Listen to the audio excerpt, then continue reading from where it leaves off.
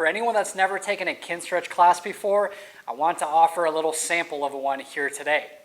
Before we get started, there's a couple things that I want to talk about. The first thing is a concept called irradiation.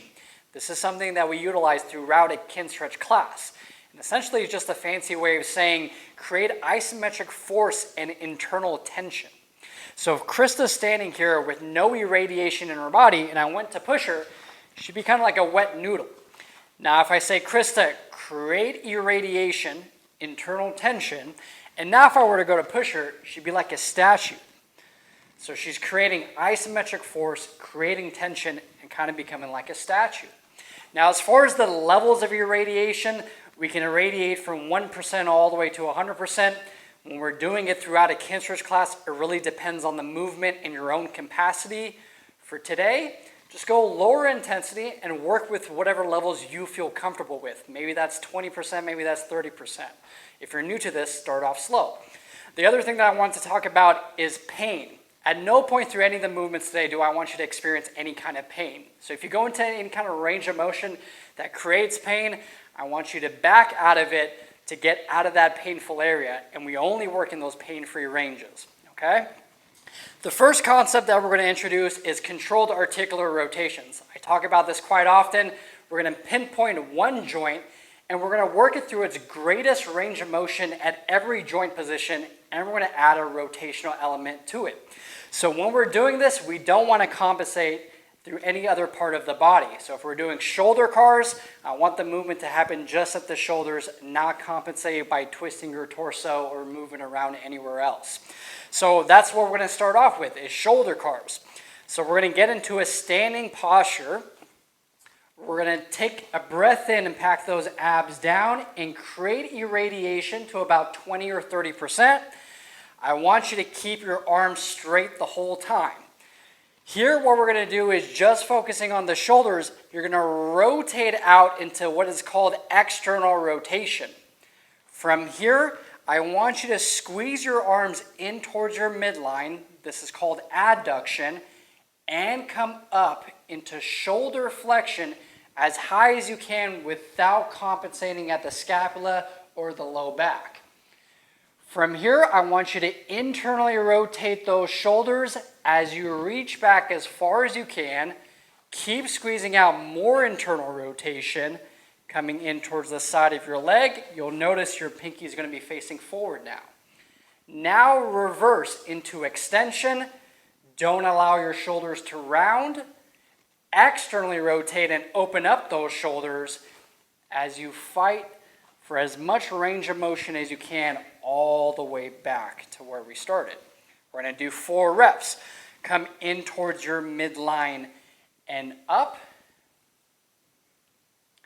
Internally rotate as you reach back. Keep fighting for more internal rotation as you come to the side of your legs. And reverse. Extend. Externally rotate as you reach back and up. Externally rotate as you come in towards your midline and out. So once again, we're taking that joint through all of its joint positions, working those outer ranges of motion without compensating in other areas. So we're just isolating that shoulder joint. And reverse. Extend. Externally rotate. Come up into flexion, in towards your midline and out. One last rep. In towards the midline and up. Internally rotate as you reach back. Remember, never work in any kind of range of motion that creates pain. If anything is creating pain, shorten that range of motion and bypass that painful part.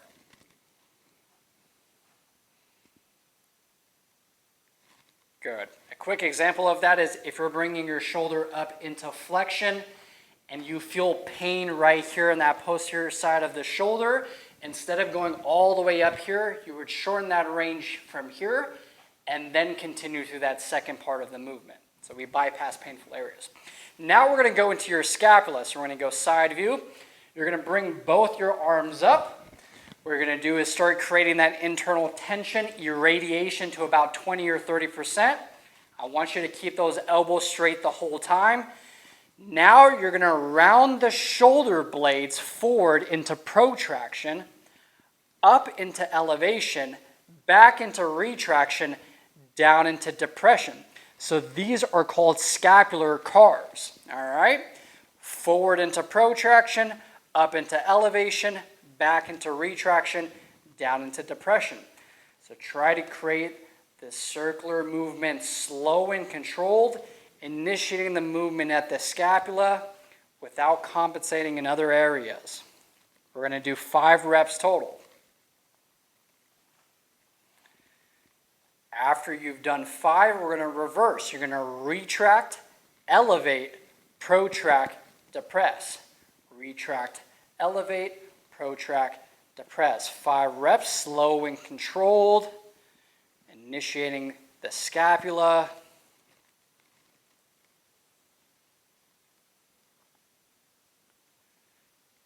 Good. Now we're going to drop down and we're going to do hip CARs. So we're going to be in a side lying position. You're going to create this nice straight body line. Hips are stacked on top of each other. The bottom arm can punch, the top arm can pull. You're going to take a breath in, irradiate tension to about 20 or 30%. We're going to focus on this top leg. Slowly bend the knee and drive the hip up as high as you can go. Come out as wide as you can go, and then internally rotate the hip as you extend back. Bring this hip down and forward. Now reverse. Extend back. Externally rotate as you come out wide, up as high as you can. Back down and straighten out.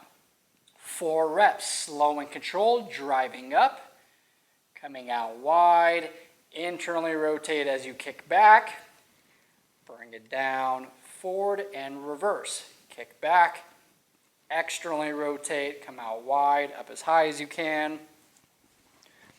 And remember, when you're doing this movement, try not to compensate at that low back by extending or flexing. We're just trying to create the movement at the hip. Keep maintaining that tension and really work those outer ranges of motion of the hip, constantly fighting for more range in only those pain-free ranges. This is the last one. Rotate, extend, drive down, and reverse. Kick back, externally rotate as you come out as wide as you can, up high, back down, and out. Good. Switch sides.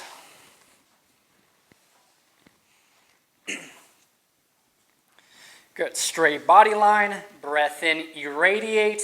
Punch, pull. Slowly bend that knee, driving that hip up into flexion. Out into abduction.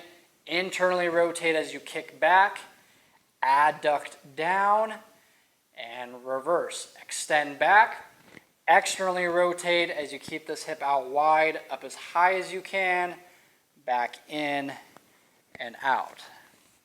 The whole movement is slow and controlled. Maintain that tension.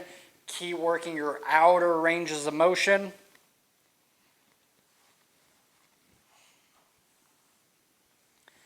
Making sure to minimize compensations happening at the spine.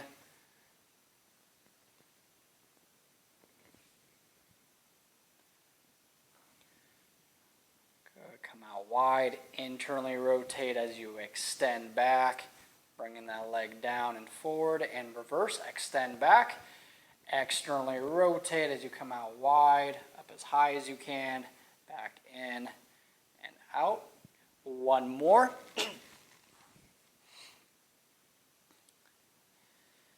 Make it your best rep yet. Keep maintaining that tension.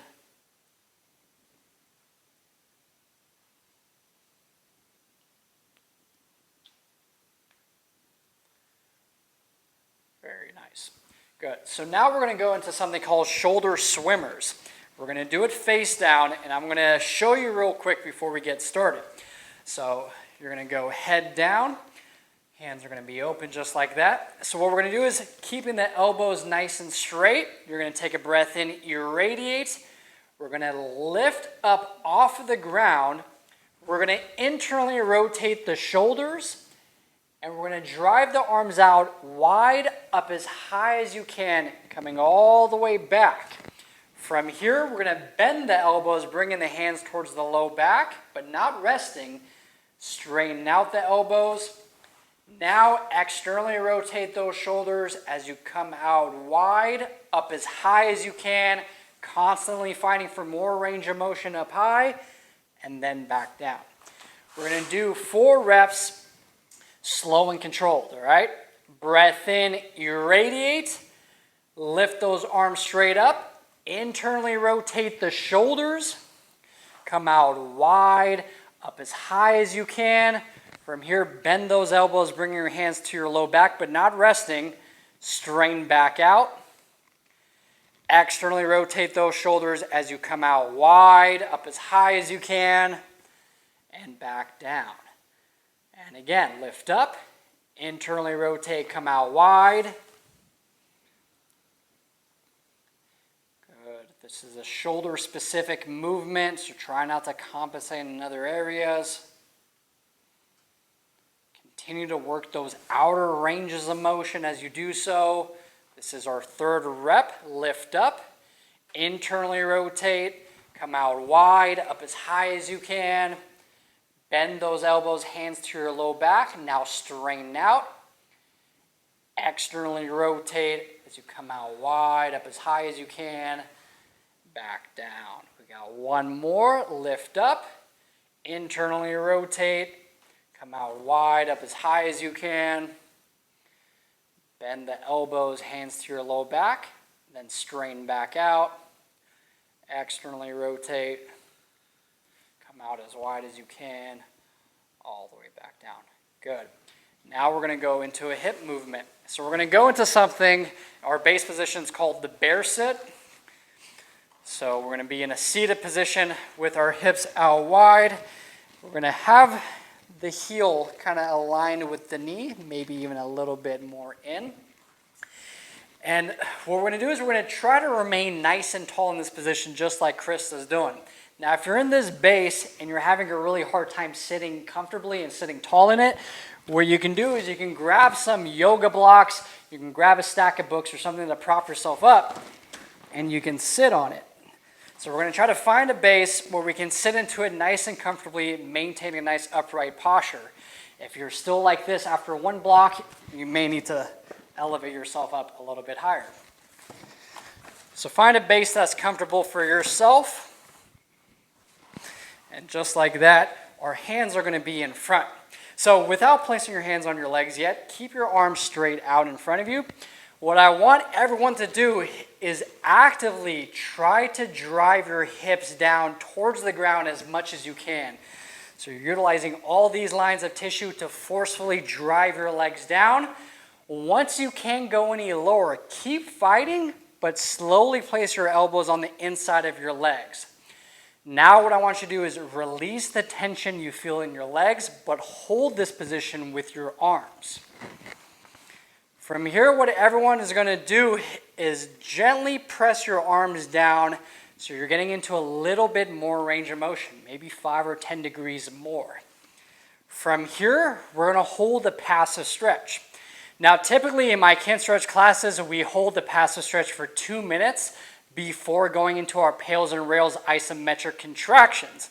For the purpose of this video, it's going to be shorter, so we're only going to hold this stretch for about 30 seconds, all right? Now, as we're just holding here passively, you're holding this position with your arms so your legs don't move. I'm going to go over PAILs and rails. So PAILs and rails is essentially isometric loading, and we're giving directional inputs to these isometrics. So we're right here in this position. So on your PAILs contraction, which is one of 2 types of contractions, what we're going to do is we're going to create full body tension. We're going to keep our arms nice and straight, holding this position strong, and we're going to slowly start driving our knees and our legs into our hands. So this is going to create isometric force on these lines of connective tissue over time, creating a strength adaptation at this end range of motion. This is how we create end range strength. So on your PAILs contraction, you would take a breath in, irradiate, and slowly start driving your knees into your hands. And you're going to start off slow, and you're going to gradually build up to your greatest and safest effort. For anyone that's new to this, start off low. Maybe it's 30% max, maybe it's 40%. A lot of my Kinstretch students have worked up to 85 to 95%, but that's a slow progression, so take it easy when you're first doing this. So PAILs, we slowly build up, driving the legs in towards the hands. On your second contraction, you're going to reverse, and you're going to go into a rails contraction and reverse that motion like you're driving your hips down to the floor like we just did to find this stretch. So we're just going to drive down for about 15 seconds. We're going to place our hands back on and relax. All right? So everyone in this base position, I want you to take a breath in, irradiate full body tension, keep your arms strong. Now slowly start driving your knees into your hands, and I want you to gradually build up tension, greatest and safest effort only, and we're going to hold this for about 20 seconds. So you're constantly driving those knees into your hands, only working up to a tension that you feel comfortable with. 10 seconds, keep fighting.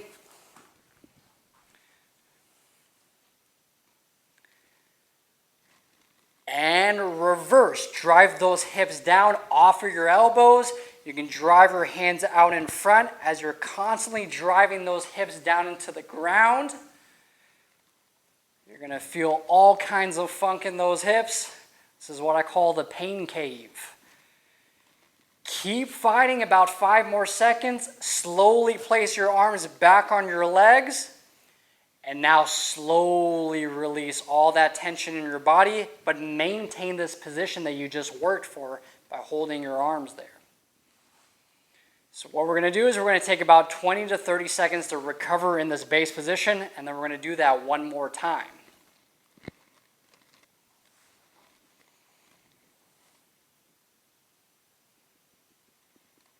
So right now we're just in recovery mode. In my classes, I teach belly breathing.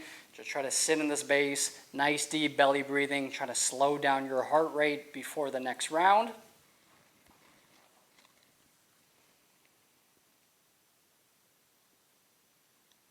All right, we're going to go round 2. Breath in, irradiate full body tension. Hold those arms strong. Start driving your legs in towards your hands, slowly building up to your greatest and safest effort. Good. Keep fighting. Trying to maintain a nice upright spine. 3 more seconds. And switch. Drive those hips down. Arms come out in front just like that. The whole time we're driving those hips down to the floor. So if some evil bearded man came to try to lift your leg up, they would not move. Keep fighting as you slowly bring your arms back and slowly release all that tension and maintain this position right here. Very nice. For anyone that kind of feels, like once again, talking about pain and impingement, if you do feel anything in that hip, especially in hip flexion, what you could do is you could scoot your hip out slightly in front so your hip's not as high up into hip flexion. All right.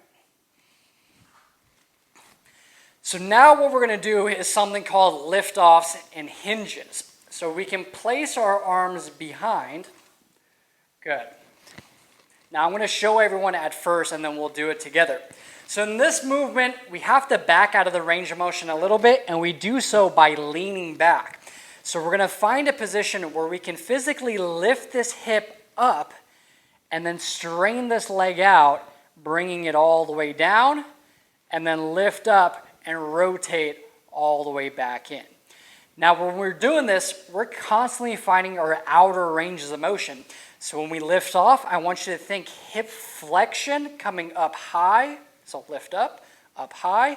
And then when you straighten out this leg, think about widening out your hip as much as you can as you come down. Nice and slow. Then you would lift up, staying out wide, you would rotate all the way back in. What we're going to do is 1 rep on this side, 1 rep on that side, back and forth. We're going to do 6 reps total on both sides.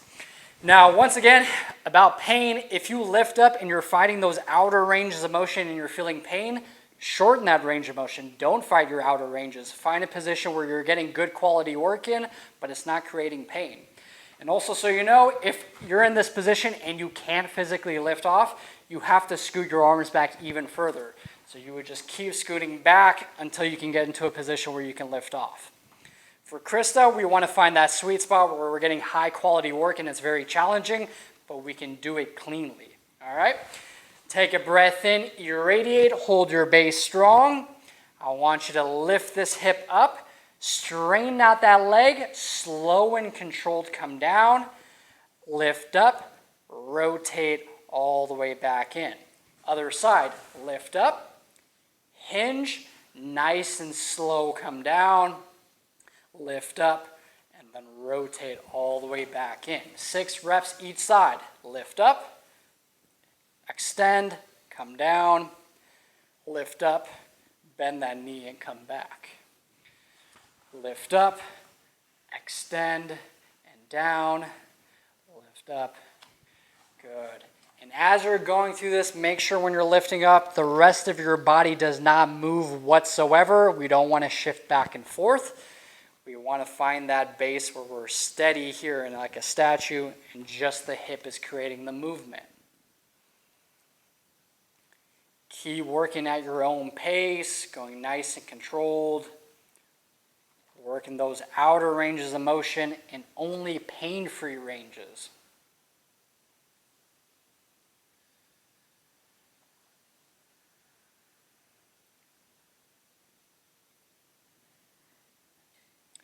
Two more each side. Lift up, extend, nice and slow. Lift up, bend that knee, come back.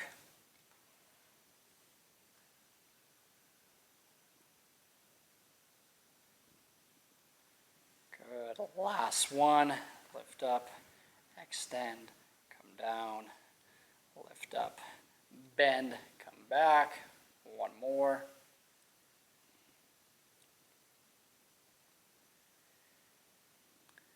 Very nice. Good. You're definitely gonna feel that. So if you're thinking to yourself, wow, should it be this hard? Yeah, it's probably gonna be this hard, because remember, these lines of tissue that we're working at end ranges of motion are typically very undertrained, so they're very weak. And this is why strength training, those lines of tissue are so important, because we're so weak here and we're susceptible to injury. And we can also improve our movement quality so much by increasing the quality of tissue at these end ranges of motion. Now we're going to come up to a standing position, and we're going to do a scapular movement. So this one we're going to be in a hinge position. So your feet can be about hip width wide, and what we're going to do is we're going to slightly bend the knees and hinge back, kind of like you're doing a deadlift. From here, I want you to create 2 90-degree angles with your arms. And what we're going to do is we're going to focus on the scapula. So we're going to initiate scapular retraction like you're squeezing your shoulder blades in towards each other. And we're going to try to drive our arms up as high as we can as we straighten out the elbows. Good. Then we're going to bend the elbows, finding up as high as you can, coming all the way back.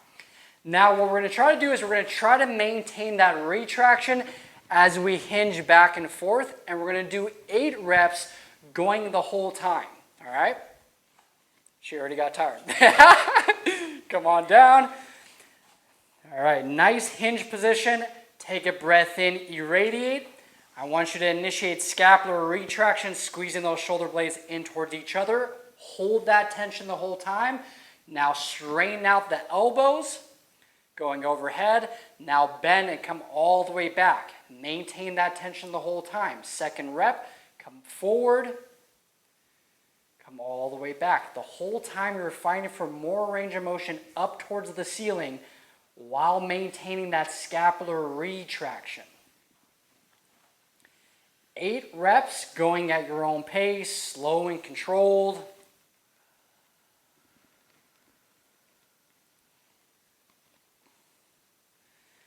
Maintain that full body tension. Maintain that scapular retraction.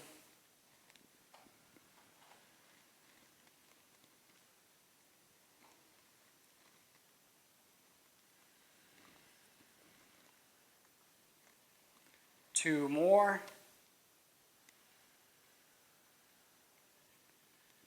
Last one. Finish strong. Good. And then come all the way up. Now we're going to finish up with one more hip movement. Let's go side lying position. So we're going to do another hip CARs, but this time instead of bending the knee, we're going to keep the leg nice and straight. So we're going to do our standard hip CARs with a straight leg. All right? Nice straight body line. Give me that irradiation to about 30% tension. Keeping this leg straight, you're going to drive up as high as you can. You don't have to follow exactly what Chris is doing because you may not have as much range of motion. Come out wide. Internally rotate as you extend back. Keep that knee straight as you come all the way back down, meeting the other leg, and reverse. Extend back. Externally rotate as you come out as wide as you can, up as high as you can, back in front of the body, and out. We're just going to do 3 reps total, show you a little mercy. Go nice and controlled, maintain your tension, continue to work your outer ranges of motion, but try not to compensate at your spine going into extension or flexion.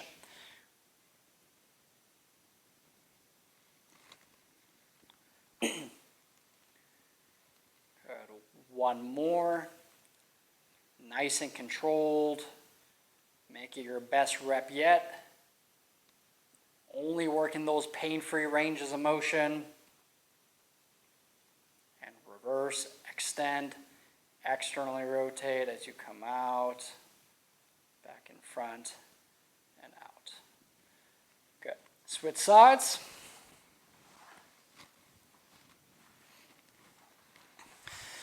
Breath in, irradiate, punch, pull. Keeping this leg nice and straight. Come up as high as you can. Out as wide as you can. Internally rotate as you extend back. Good. Then reverse, extend, externally rotate. Come out wide, up as high as you can. Back in front of the body and down. 2 more.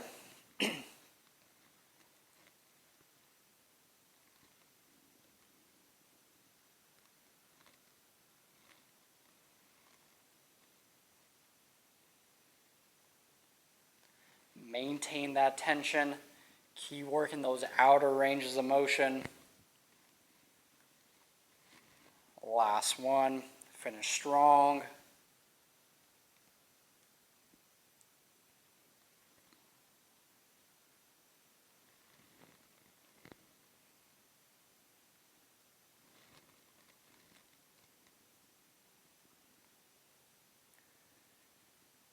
And stop there. Great job.